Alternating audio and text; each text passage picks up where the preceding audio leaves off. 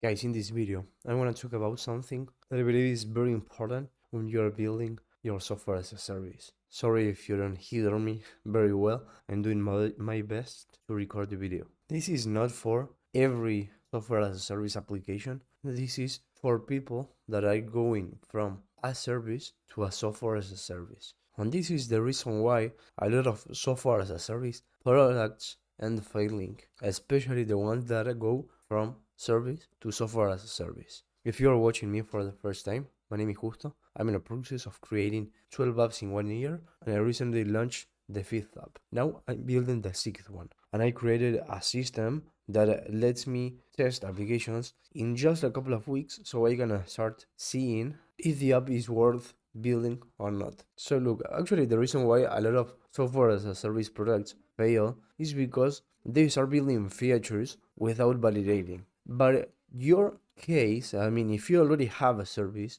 it's a completely different scenario because you already have the audience, you already have the problem, and you already have the solution. The service keeps running, clients pay, and the software as a service idea slowly becomes a side folder. Usually the founder tells himself the same thing every time. We just need to finish it. But that sentence is the grave marker because, as I was telling you, if you already have a service, the problem isn't code. If you already run a 20k service or 200k service, your probably is not execution capacity. You already execute every month, you sell, you deliver, you manage people, and you handle churn, scope script, and margin pressure. The problem is execution ambiguity, not how to build, but what is being built, why, and what a success even looks like. Most software as a service attempts don't fail because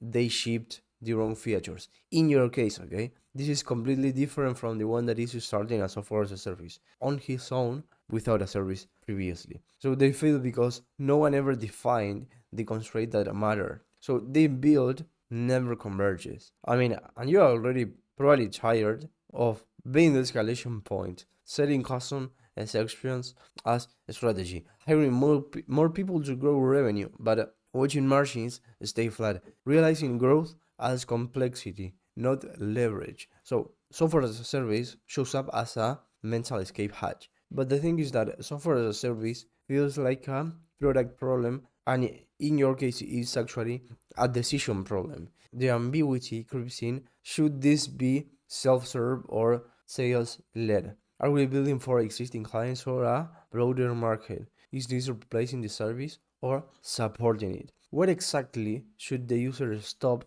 needing us for? So you think the safest move is to build more screens, more logic, more flexibility, but progress feels real in that moment when you are adding things until one day you realize you built activity, not leverage. You started with features. You let the team define the scope. You treat the software as a service as a separate business, and you aim to automate the service. But the thing is that in your case, the software as a service is not innovation; it's subtraction. Your service already contains repeated decisions, predictable inputs, standardized outputs, and founder judgment applied again and again. So the software as a service is not the product. I mean, the software as a service is the removal of you from the highest frequency decisions.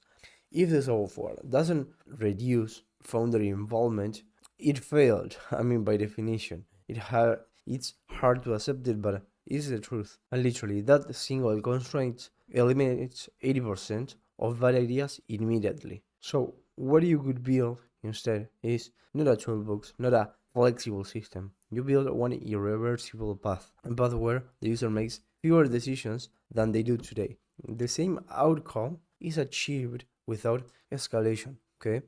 Because if you pay attention to the most successful software as a service products when they are starting out, they are narrow, opinionated, and comfortable to argue with because they replace conversation with structure. So what you need to do instead, if you are coming from a service and you want to turn it into a software as a service is, first of all, name the decision you are tired of making. Define the outcome you are willing to guarantee. Strip everything else, use it inside the service, and only then expose it. Because ambiguity feels safe, but it has a hidden cost. Endless meetings, shifting scope, emotional fatigue, and loss of confidence. So most founders that are coming from service don't fail because of the software as a service itself. They fail, because they don't know if they are winning. So what's the most important thing of the video?